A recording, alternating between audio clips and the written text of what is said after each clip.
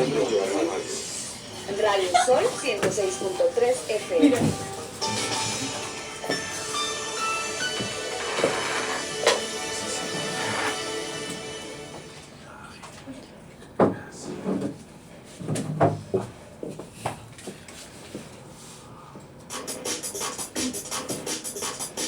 Charlando con los expertos. Vox Populi. Ciudadanía y democracia en el siglo XXI. Con el maestro Vladimir Gómez Anduro.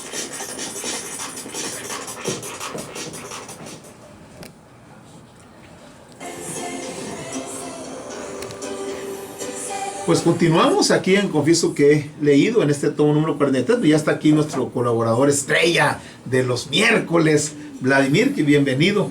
Bienvenido, Vladimir. Nos están reportando que la grabación, pues como es natural, no está muy nítida en la radio, incluso en la radio, a ver cómo se oye ahí en Face. No, pero aquí nuestra auxiliar de producción estrella, Lupita, va a subirla directamente a YouTube y la va a subir a Face. Yo creo que la va a subir también la grabación también, para que puedan ustedes escucharla. La verdad es que es un documento en audio histórico, ¿no? Esas tres intervenciones de Salvador Allende cuando estaba el golpe de Estado y que ya estaba prácticamente a punto de morir. Pues Vox Populi, en Chile en los 70, habló el pueblo y bueno, terminó en masacre ahí, que desde el atentado ahí a Salvador Allende, el golpe de Estado es una situación, pero lo que se vivió después en el estadio chileno y después en la población durante 16 años fue aún más terrible que ese 11 de septiembre. Adelante, Vladimir, ¿qué nos traes ahora?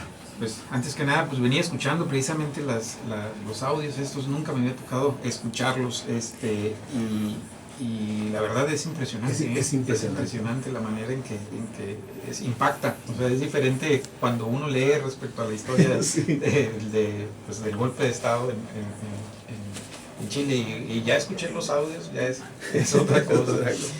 Oiga, maestro, pues miren, el día de hoy vamos a hablar sobre otra reforma constitucional también muy importante. Antes de entrar en materia, por allá en 1962 el filósofo norteamericano Thomas Kuhn acuñaba el término de ciencia normal o normalización de las ciencias en un texto que habla de las revoluciones científicas, ¿no?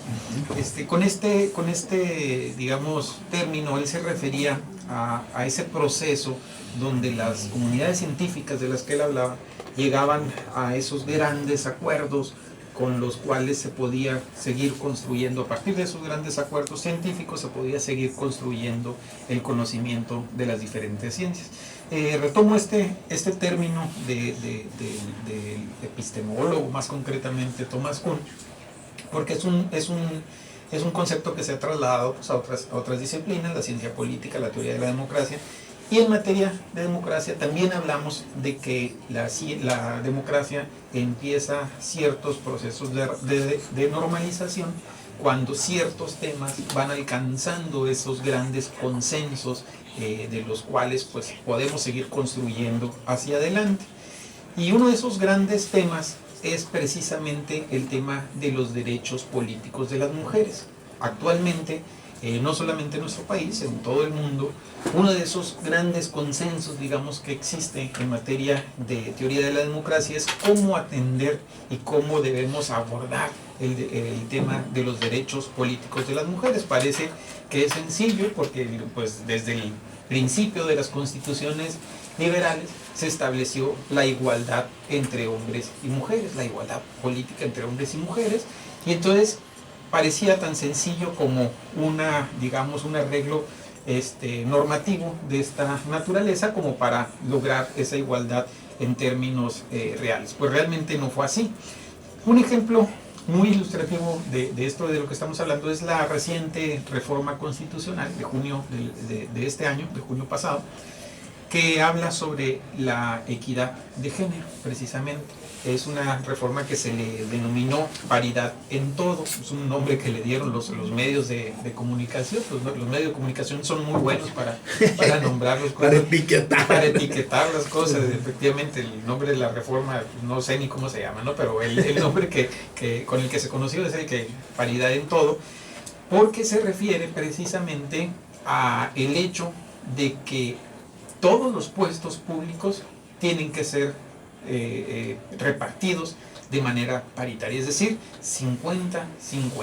Y ya no solamente en los órganos legislativos, sino en los 3 niveles de gobierno, federal, estatal y municipal, en los 3 poderes, ejecutivo, legislativo y judicial, y hasta en los órganos autónomos. Entonces, es, digamos, una reforma de muchísima trascendencia. Seguramente va a marcar un parteaguas en lo que es la vida política, la vida pública de nuestro país. Si bien es cierto, hasta antes de los años 90, los países nórdicos dominaban los primeros lugares en materia de puestos de representación de manera más o menos paritaria. La reforma en el 2014, tenemos una reforma constitucional, la que hemos ya hablado, que nos trajo o nos elevó nos puso dentro de los primeros 5 países a nivel mundial en términos de derechos políticos de las mujeres. Es decir, actualmente, como resultado de la reforma del 2014, es decir, todavía no estamos hablando de la reforma esta de junio, sino la del 2014, ya estamos viendo los resultados de esa reforma. Y esa reforma nos puso en el 4º nivel a nivel mundial en términos de paridad de género. Es decir, avanzamos de los últimos lugares, hasta antes de los años 90, hasta al nivel número 4º. Hay datos ahí medios curiosos, como por ejemplo el primer lugar en materia, en este tema de derechos de posiciones políticas de las mujeres, lo ocupa el país de Ruanda. Es curioso, y fíjese, es un dato... Un país formado por tribus. Por tribus, es un país pequeño, unos que tendrán 12 millones de habitantes, una cosa así. Pero la característica, y lo curioso y lo interesante de esto, es que nosotros llegamos a esta 4ª posición a través de una serie de reformas impulsadas principalmente, y hay que decirlo, por movimientos de mujeres, en contra incluso de ciertas posiciones políticas de los partidos políticos dominantes en general, y ciertas posiciones que han ido ganando las mujeres. Y digo, esto es muy importante porque, por ejemplo, este país, Ruanda, llega a esa posición por una cuestión trágica, ¿no? ¿Cómo se llaman? Los genocidios de por allá del año de 1994. Se habla de que hubo más o menos algo así como 800,000 muertes, de las cuales todas eran aproximadamente varones. Y entonces, en un país con una población tan pequeña, esos genocidios provocaron que las mujeres tuvieran un papel muy relevante en la vida pública. Entonces, ellos llegan a esa posición por una tragedia realmente. Nosotros llegamos a una posición de 4º lugar a nivel nacional, a través de, insisto, a través de ciertas reformas. De sucesivas reformas. Así es. En esas reformas constitucionales, pues encontramos antecedentes muy importantes que pues, nos quitaría mucho tiempo, digamos, tratar cada uno de ellos. Podemos decir que es una historia que empieza por allá en el año del 53, cuando por primera vez las mujeres el voto, se les reconoce. Ruiz Cortines, así es, por una cuestión meramente electoral, es decir, no fue un reconocimiento propio del derecho político de las mujeres, simple y sencillamente se dio cuenta que necesitaba un sector más amplio para poder seguir pues manteniendo cierto control de las elecciones, y entonces se empieza a pensar precisamente en involucrar a las mujeres, concederles, decían, el derecho a votar a las mujeres. Digamos, es un proceso pues muy reciente, realmente es un proceso muy reciente, de 1953 a la fecha, pues tenemos una serie de reformas que las podemos ir viendo en varias etapas. Una primera etapa, insisto, esta etapa de cuotas de cuotas de género, empiezan así como cuotas de género, empiezan en Latinoamérica más o menos en los años 90. En los años 90 empezamos a repensar los derechos políticos de las mujeres. Una vez que se les permitió el derecho a votar, la otra parte fue, bueno, vamos a permitir que tomen posiciones políticas. Y empezamos con pequeñas cuotas que iban del 15% y eran a manera de sugerencia por allá en el año del 93 al 2002. Posteriormente, en una segunda etapa, entramos a las cuotas ya en términos obligatorios, donde hablábamos de un 30%, es decir, un 30% de las posiciones en las cámaras estaban reservadas para las mujeres. Posteriormente, del 2007 al 2011, pasamos de un 30 a un 40, 60, un 40%, 60%. Y entonces, a partir de aquí ya podemos hablar de que estamos hablando de paridad, es decir, ya no son cuotas, ya es materia paritaria.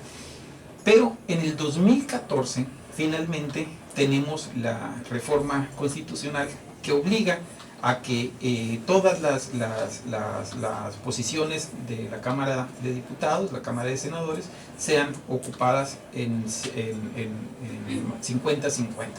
Entonces, podemos ver que hay datos muy importantes. Por ejemplo, en el año de 1991, en la Cámara de Diputados, la Cámara Federal, solamente el 7.8% eran mujeres. Y podemos ir avanzando en los años. En el 94 subía un 14%, en el 97 un 17%, así hasta llegar al año 2018, donde actualmente la Cámara de Diputados está en un porcentaje de 51% hombres y 48% mujeres, mientras que la Cámara de Senadores 50% hombres, 49% mujeres.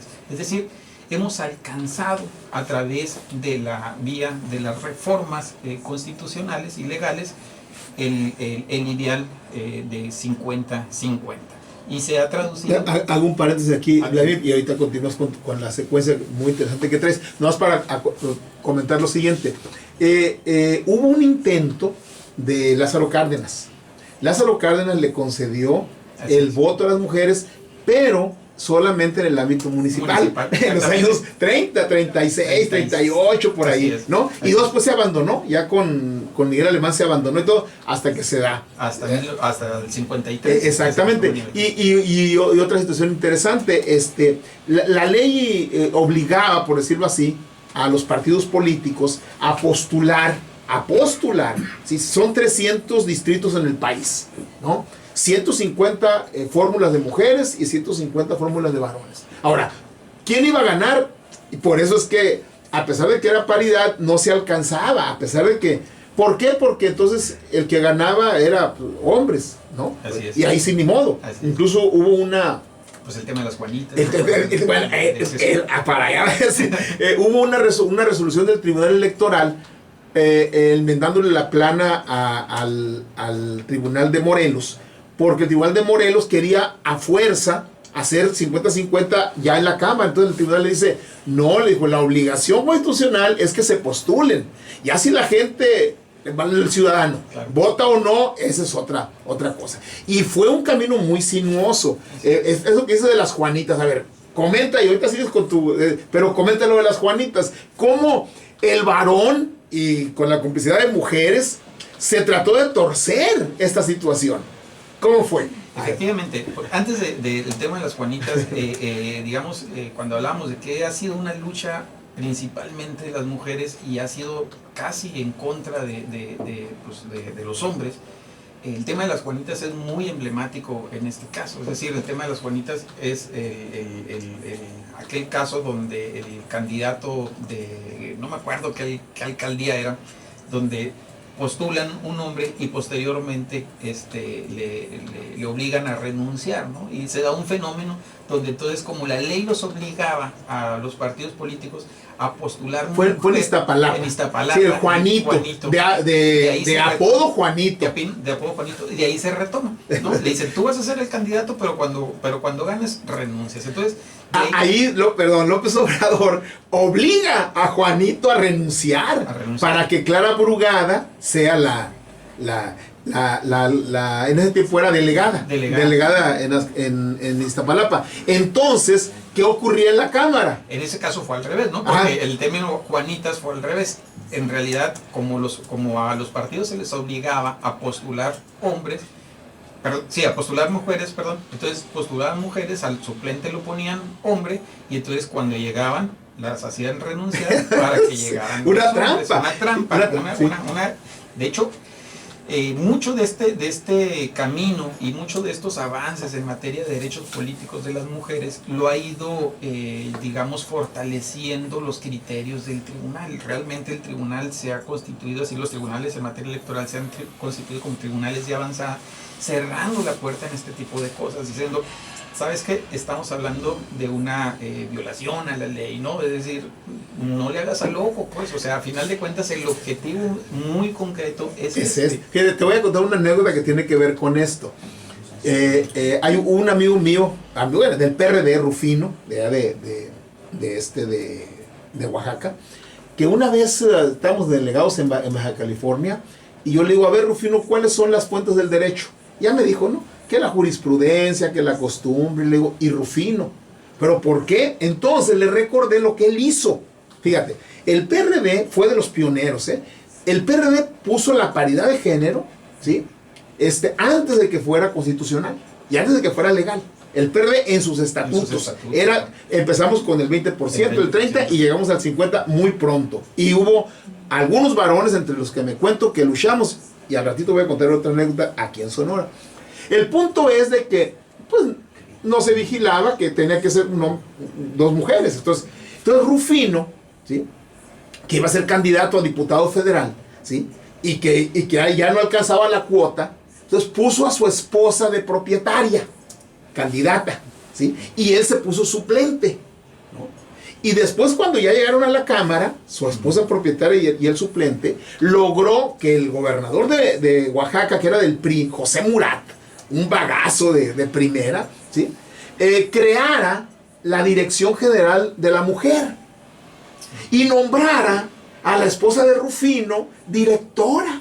Curiosamente tuvo que... Entonces, no, dice, güey, pues voy a ser la primera mujer. Pero el tema era, el fondo era claro, sacar a la diputada propietaria para que Rufino, y si me estás escuchando, hay oaxaqueños que nos escuchan, ya hemos visto ahí del sí, para que Rufino subiera. Entonces, se daban esas trampas. Claro. Y la presidenta del PRD era Rosario Robles. Okay. Y se enojó Rosario Robles, dice, no es posible que le estemos dando vuelta a la ley. ¿Sí? Fraude a la ley. ¿Qué vamos a hacer? Entonces reformamos el estatuto y dijimos 50-50, pero en cada fórmula es 2 mujeres y 2 varones en otra fórmula. Por eso yo le decía a Rufino, eres fuente del derecho, Rufino, porque gracias a ti se reformó el estatuto del PRD. ¿Eso fue antes de las Juanitas? No, antes de las Juanitas fue, ¿qué te voy a decir? Yo creo que unos 10 años antes de las Juanitas. Pues estaba muy adelantado a sus tiempos.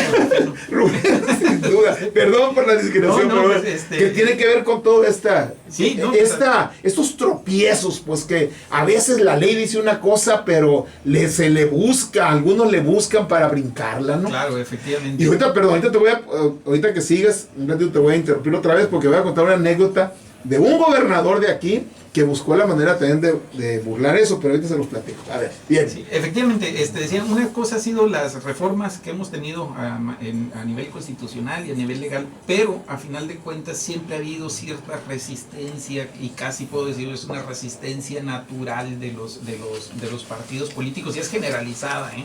Sí es cierto que hay partidos políticos, generalmente los partidos políticos son los más pequeños, los más chiquitos son los que impulsan este tipo de cosas. Los partidos más grandes siempre como que van a tener mayor resistencia a este tipo de cosas. Y aquí hay que decirlo, quien ha jugado un papel muy importante ha sido el Tribunal Electoral, a nivel federal. De hecho, lo que vemos en esta última reforma constitucional, que insisto, todavía no alcanzamos, yo creo, a medir el impacto que va a tener esta reforma. Insisto, si la del 2014 ya nos trajo al 5º lugar en materia, a nivel mundial, en materia de paridad de género, pues esta no sé qué alcances podrá tener. Pero siempre, ante las reformas, siempre ha habido habido ese tipo de resistencias, ese tipo de fraudes a la ley. El Tribunal Electoral ha acuñado esa frase: estás cometiendo un fraude a la ley. Si bien es cierto, sí es un camino legal, pero es obvio que la ley... Para burlar la ley. Efectivamente, estás burlando la ley. Y entonces, el Tribunal Electoral, a partir de una serie de interpretaciones y de resoluciones, ha ido sentando jurisprudencias. Lo que hace esta reforma constitucional es juntar ese Y montón meterla a la ley jurisprudencia y a la y decir, Constitución. ahora esto es constitucional. Eso es importantísimo, maestro, porque, como decíamos hace un momento, estamos hablando de que se va normalizando. Eso ya no se va a discutir. Y eso que decía usted, ¿podemos o no podemos compensar con las listas de representación proporcional los porcentajes de las cámaras? En el 2014, para nosotros aquí en el Congreso, en el Congreso local, ahí en el instituto, pues fue una discusión muy fuerte, si podíamos o no podíamos compensar con la lista de pluris, porque estaban los antecedentes estos que usted estaba comentando. Y efectivamente había el caso Morelos, había dos casos, uno donde el tribunal dijo que sí, el otro donde el tribunal dijo que no. Entonces eran contradictorios. Eran tesis contradictorias. Eran tesis contradictorias. La explicación del tribunal es que en uno la legislación local lo permitía y en el otro no lo permitía, y entonces esa fue la salida. Entonces, a partir de esta reforma, maestro, se permite y dicen, compensen con las listas de representación proporcional. Tiene que haber 50-50%. Muy bien, comento la anécdota, si tenemos chancita antes de las 8. Miren, en mayo del 95 yo llegué a la presidencia del PRD. El gobernador era el licenciado Manuel Fabio Beltrones Rivera. Había entrado el 91, él iba a salir el 97. Y yo como presidente me tracé, entre otros objetivos, reformar el código electoral, ¿sí? Y entramos en fuerte, y logramos una apertura del gobernador en turno. Y el gobernador dijo, bueno, aquí está mi secretario general de gobierno, el licenciado Roberto Sánchez Cerezo, arréglese con usted, profesor, y hagan la reforma. Y jalamos al presidente del PAN, que era Roderico Tapia. Y nos sentamos. Los diputados, mira, no contaron. La verdad, no contaron. Nosotros tenemos dos diputados. Uno de Guatabampo y otro acá de... Tres. Uno de Guatabampo, uno de Cananea, que había sido de pluris, y Lamberto Galvez, un líder agrario de Chojoa, había ganado por mayoría. Tenemos 3 de 33. No pintábamos en la Cámara. Políticamente sí pintábamos. Pero gritaban mucho. Sí. Bueno, el punto es de que empezamos a discutir sobre eso. Al final de cuentas, me dice Sánchez Cerezo, profesor, ya no podemos avanzar nosotros. Esos 3 puntos que quedan es con el gobernador. Yo hasta aquí llegué. Entonces hicimos una reunión que empezó a las 3 de la tarde en un restaurante y terminó como a las 5 de la mañana, ¿sí? Para discutir entre Sánchez Cerezo, el gobernador Beltrones, Roderico Tapia y un servidor, ¿sí? 3 puntos, ¿sí? En los que se habían atorado las cosas. ¿Cuáles eran estos 3 puntos? Número 1, que la calificación del gobernador pues ya no la ve la Cámara de Diputados, sino la ve el Instituto Electoral. Consejo, en aquel tiempo Consejo, era lo que pedíamos nosotros. Me dice el gobernador, no, profesor, dijo, no le dé usted poder a los ciudadanos que no saben ni qué onda. Así, palabras textuales, y que me... Disculpe, ya pasaron muchos años. No saben ni contar. No saben ni contar, no, tiene que ser un órgano político, como es la Cámara Gobernador, eso no puede ser. Total, no cejó. La segunda era el financiamiento público. Gobernador, tiene que haber financiamiento en la ley, en la Constitución, porque es la reforma constitucional, ¿sí? No, ¿para qué le vamos a dar al PAN aquí con perdón de Roderico? Pero ustedes tienen mucho dinero. Mire, usted díganos cuánto necesita para operar y lo arreglamos de alguna manera. Tiene que estar en la ley, gobernador. Pues no, total que más o menos se logró, ¿sí? Cuando yo llegué a la presidencia del PRD, estamos hablando de la reforma del 95. Del 95, que se concretó en junio del 96. Okay. ¿Sí? La logramos, ¿sí? Fíjate, yo era, había dejado de ser director de la Universidad Pedagógica, aquí, era asesor de tiempo completo. Yo ganaba más, ¿sí?, que lo que recibía del partido como prerrogativa. Y yo pedí permiso sin goce de sueldo, y así me fui a dirigir el PRD. Entonces yo sabía de lo que estaba hablando. Los partidos necesitan financiamiento público para evitar que a trasmanos se le entreguen, ¿no? Pues ahí medio aceptó. La tercera era, le dije, gobernador, 30% de cada una de las candidaturas para género distinto, no seamos para mujeres, género distinto, ¿sí? Es decir, podía ser 70% mujeres y 30 hombres, pero ya sabíamos que, cómo iba a ser, ¿no? Profesor, ¿para qué, hombre? Como dijo el jefe Diego, dice, ¿para qué queda el viajerío de ahí? 30%, y ahí estuvimos, por eso salimos a las 5 de la mañana. Con ese tema. Y no, gobernador, es que es una cosa de principio. De principio nosotros hemos luchado porque haya avances en el asunto y que haya regidores mínimo 30%, diputados mínimo 30%, ¿sí? En todo. Al final, me dice, bueno, se lo acepto con 2 condiciones. ¿Cuáles son, gobernador? Una, que no sea 30%, que sea el 20%.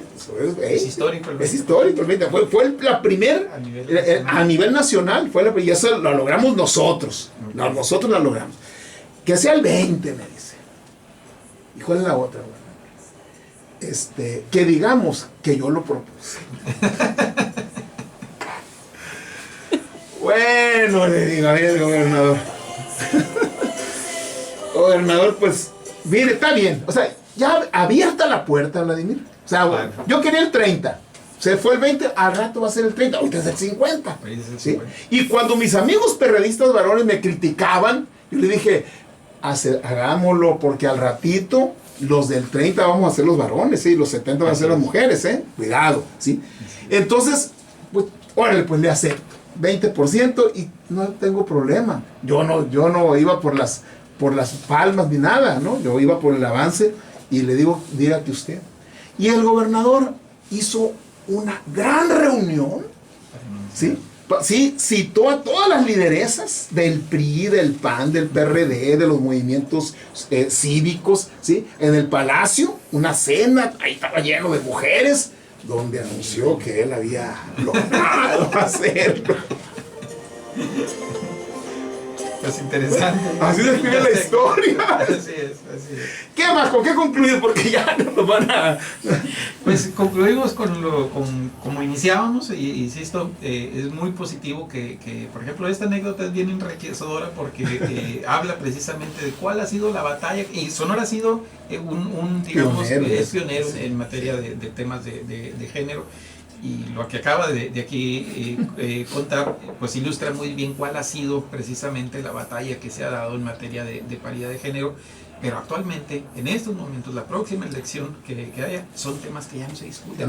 Así son, y sobre eso hay que seguir construyendo. Y entonces, insisto, esto es uno de los temas en materia democrática que, como digo, hemos tenido grandes avances, no son diokis, o sea, son producto de una lucha muy fuerte que usted, pues aquí ha puesto un ejemplo muy claro, y que afortunadamente ahorita los consideramos como temas que, pues ahí están y hay que seguirlos y ya. Sí. Y termino la anécdota diciendo que al final la historia me dio la razón. Entonces, ¿por qué? Porque al año siguiente, ¿sí?, se legisló y fue el asunto de los dineros públicos para los partidos, fue federal ya, claro, obligatorio. Y luego por ahí el 2004-2005 se hubo cambio aquí y dejó de ser colegio electoral, la Cámara de Diputados, y pasó al Instituto Electoral la calificación de gobernador. Ahorita no tengo el dato si fue el 2004-2005, ¿sí?, pero fue después del 2003, se logró. Y ahora esto de la paridad, ya no 20, gobernador, ya no 30, 50. Y en todos los niveles. Y en todos los niveles y en todo el país. ¿Sí? Bien, pues siempre muy interesante aquí lo de Vladimir, y luego nos impulsan los recuerdos, sí, pues, a decir, bueno, vamos a escuchar, y ahorita les platico de Víctor Jara. Vamos a escuchar Manifiesto de Víctor Jara, chileno, detenido por los militares después del golpe de Estado en el estadio chileno, que hoy lleva su nombre, Víctor Jara, ¿sí? Y cuando los militares supieron que era el cantautor de protesta Víctor Jara, que tocaba la guitarra y cantaba, ahorita lo van a escuchar, le cortaron las manos para que no volviera a tocar la guitarra. Y vamos a escucharlo.